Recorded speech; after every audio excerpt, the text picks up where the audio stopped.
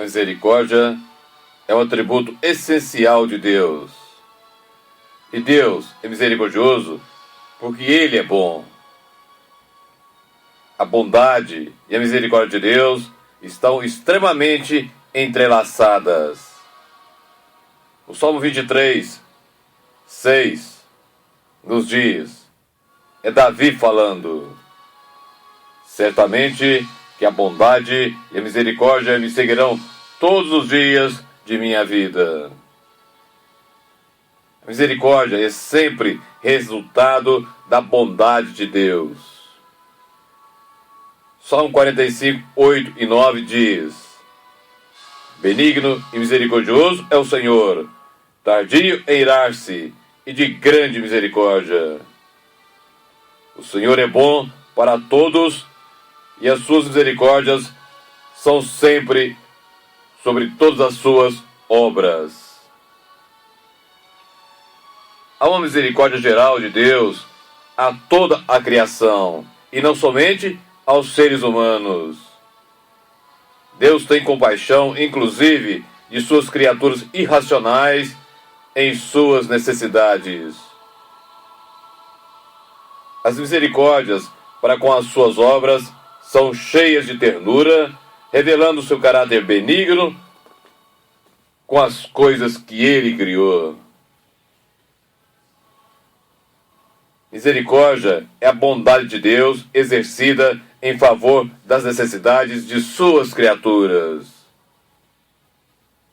Hebreus 4,16 nos diz: cheguemos, pois, com confiança ao trono da graça, para que possamos alcançar misericórdia e achar graça, a fim de sermos ajudados em tempo oportuno. O Salmo 103, versículo 17 diz: mas a misericórdia do Senhor é de eternidade a eternidade sobre os que o temem. Misericórdia é o fato de Deus deixar de nos dar o que merecíamos receber, ou seja, a punição. Quando dizemos que Deus é misericordioso, estamos dizendo que Ele não nos trata segundo os nossos pecados. Ao contrário, Ele nos perdoa por causa de Cristo, não colocando sobre nós as nossas penalidades devidas por nossas transgressões. Jesus, ao sofrer o nosso castigo na cruz, tornou possível a Deus perdoar os verdadeiros cristãos ao pecarem sem violar sua própria justiça. Isaías 53, 5 diz: mas Ele, Jesus, foi ferido pelas nossas transgressões e moído pelas nossas iniquidades. O castigo que nos traz a paz estava sobre Ele, e pelas suas feridas ou chagas fomos sarados, tanto física como espiritualmente. Como nosso substituto, Jesus sofreu o castigo que merecíamos e pagou a penalidade dos nossos pecados, ou seja, a penalidade da morte. Não se pode entender a manifestação da misericórdia de Deus separadamente da queda do homem no Éden. Gênesis 3. Tanto a criação como as criaturas humanas foram afetadas profundamente pela queda dos nossos primeiros pais. A criação toda foi afetada pela queda de Adão e Eva, descrita em Gênesis 3. A carta aos Romanos, capítulo 8, do versículo 20 ao 22, revela como se encontra a criação por causa da queda. Romanos 8, do 20 ao 22. Porque a criação ficou sujeita à vaidade, não por sua vontade, mas por causa do que a sujeitou, na esperança de que também a mesma criatura será libertada da servidão, da corrupção, para a liberdade da glória dos filhos de Deus. Porque sabemos que toda a criação geme e está juntamente com dores de parto até agora. Os seres humanos caídos, por causa da queda inicial de Gênesis 3, podem ser divididos em: primeiro, os redimidos ou salvos em Cristo, e 2, os não redimidos ou ímpios, que são os que vivem na prática contínua do pecado e amam o mundo e seus prazeres. Deus ajuda e socorre os redimidos, os salvos em Cristo, em meio às suas misérias, por causa dos pecados que eles ainda praticam. Primeira carta de João, capítulo 1, do versículo 8 ao 10. Esses redimidos são os filhos de Deus, são os que o temem. Salmo 103, versículo 13 diz: como um pai se compadece de seus filhos, assim o Senhor se compadece dos que o temem. Salmo 51, versículo 1, nos diz: compadece-te de mim, ó Deus, segundo a tua benignidade e segundo a multidão das tuas misericórdias, apaga as minhas transgressões. A misericórdia de Deus é simplesmente a não imposição da penalidade sobre o pecador, com base na justiça divina que cai sobre outro, que toma o lugar do pecador, ou seja, Jesus Cristo. Deus pode ser misericordioso também com os não redimidos ou ímpios, pelo menos temporariamente. Deus pode suportar os pecados deles e não tratá-los como eles merecem, logo após os seus pecados. Deus os tolera até o momento de executar a sua justiça, se eles não se arrependerem de suas iniquidades ou transgressões. Profeta Naum, capítulo 1, versículo 3, diz: o Senhor é tardio em irar-se, mas grande em força, e ao culpado não tem por inocente. Êxodo 33, 6 e 7 e Neemias 9, 17 revelam a mesma atitude de Deus. O profeta Ezequiel 18, 23 diz: é Deus falando: desejaria eu, de qualquer maneira, a morte do ímpio? Diz o Senhor. Não desejo antes que se converta dos seus caminhos e viva? Essa misericórdia de Deus para com os não redimidos, ou seja, para os ímpios, é temporária. Nesse caso, ela pode ser identificada com a paciência que Deus tem para com os ímpios. A misericórdia infinita de Deus pertence unicamente aos redimidos ou salvos em Jesus Cristo.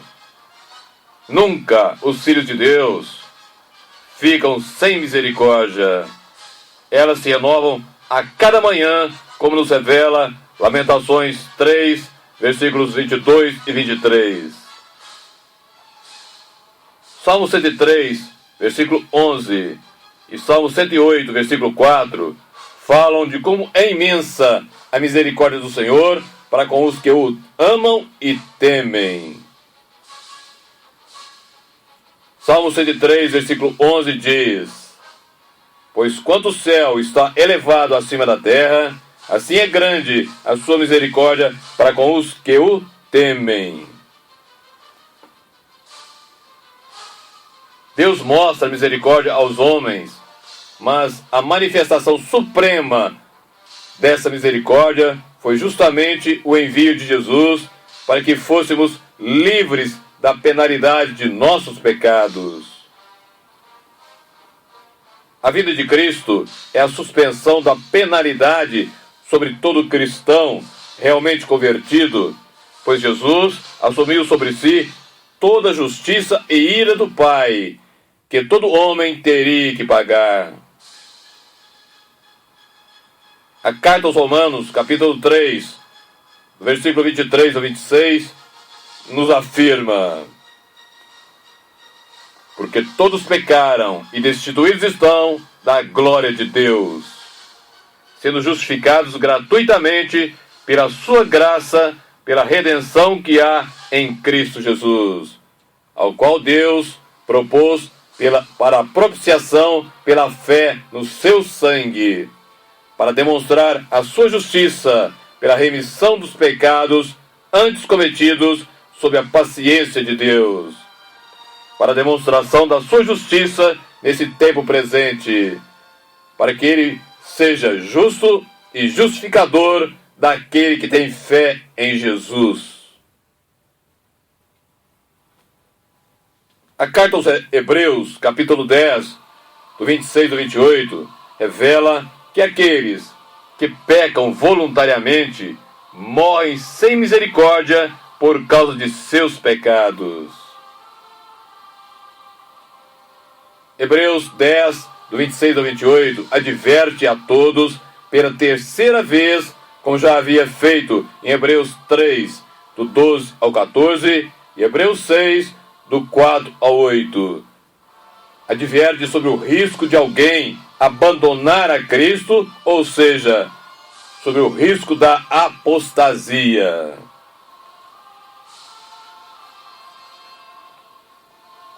O livro de Josué, no capítulo 6, mostra o que ocorre a um povo iníquo cujo pecado chegara a atingir sua plena medida.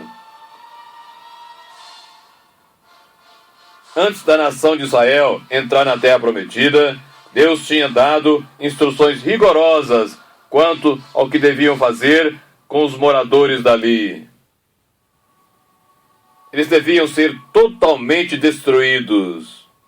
E o Senhor repetiu a mesma ordem depois dos israelitas atravessarem o Jordão e entrarem na terra prometida, ou seja, a terra de Canaã.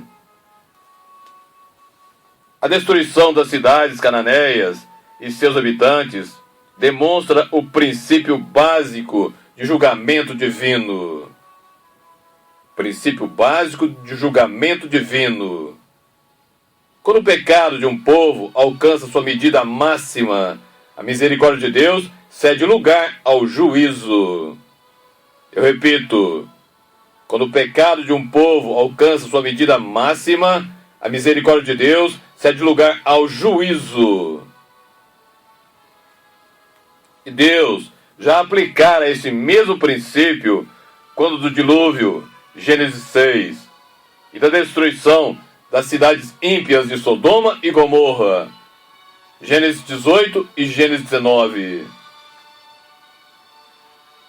A história seguinte de Israel confirma a importância desse princípio e da ordem divina de que todas as nações pagãs fossem destruídas.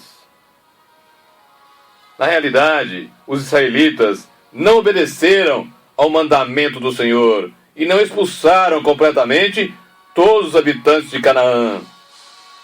E como resultado, começaram a seguir seus caminhos iníquos e pecadores e a servir aos seus deuses ídolos. A destruição total dos cananeus era necessário para proteger Israel da destruidora influência da idolatria e pecado dos cananeus. Deus sabia que se aquelas nações ímpias continuassem a existir, ensinariam os israelitas a fazer conforme todas as suas abominações que fizeram a seus deuses, e então eles pecariam contra o Senhor vosso Deus. Deuteronômio 20, 18. Este versículo, Deuteronômio 20, 18, mostra o princípio bíblico permanente de que o povo de Deus deve manter-se separado da sociedade e do mundo ímpio ao seu redor. 2 Coríntios 6, do versículo 14 ao 18. Na verdade, a destruição daquela geração de cananeus tipifica e prenuncia o juízo final de Deus sobre os ímpios agora no tempo do fim. O segundo e verdadeiro Josué da parte de Deus, isto é, Jesus Cristo, voltará em justiça com os exércitos do céu a fim de julgar todos os ímpios. Apocalipse 19, do 11 ao 21. Todos aqueles que amam o mundo, que vivem na prática contínua do pecado e não se arrependem e nem o deixam, serão condenados assim como os cananeus e irão para o inferno. Quando há juízo, não há misericórdia. Eu repito, quando há juízo, não há mais misericórdia. E sem misericórdia, o amante do mundo, o amante do pecado, está condenado sem apelação. Somente o que Jesus fez, substituindo o homem e tomando a punição no seu lugar, pode livrar alguém da punição. Somente o que Jesus fez, substituindo o homem e tomando a punição no seu lugar, pode livrar alguém da punição.